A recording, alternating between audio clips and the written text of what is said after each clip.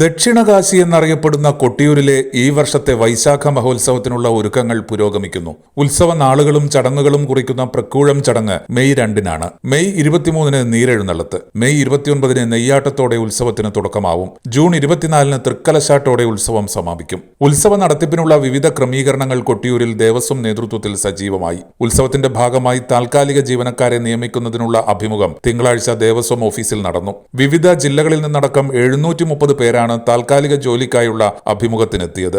അതേസമയം ഉത്സവം സുഗമമാക്കുന്നതിന് വിവിധ വകുപ്പുകളുടെ പ്രവർത്തനം ഏകോപിപ്പിക്കാൻ ജില്ലാ കളക്ടർ അരുൺ കെ വിജയൻ നിർദ്ദേശം നൽകിയിരുന്നു.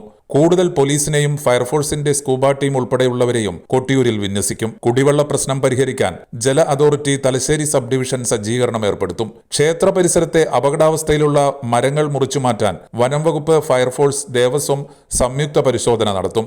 ഗ്രീൻ പ്രോട്ടോകോൾ പാലിച്ചായിരിക്കും ഉത്സവ നടത്തിപ്പ്. KSRTC മതിയായ ഗതാഗത സൗകര്യം ഒരുക്കണമെന്നും കലക്ടർ നിർദ്ദേശം നൽകിയിട്ടുണ്ട്. എന്നാൽ ഉത്സവ ദിനങ്ങളിലെ ഗതാഗത കുരുക്ക് കൊട്ടിയൂരിൽ വലിയ പ്രതിസന്ധിയാണ്. അത് പരിഹരിക്കാൻ കാര്യക്ഷമമായ നടപടി വേണമെന്ന ആവശ്യം ശക്തമാണ്. അതിനിടെ കൊട്ടിയൂർ ഉത്സവത്തിലെ സവിശേഷമായ ഓടപ്പു നിർമ്മാണവും വിതരണവും സംബന്ധിച്ച് ദേവസ്വം പ്രഖ്യാപിച്ച നിയന്ത്രണം വിവാദമായിരുന്നു.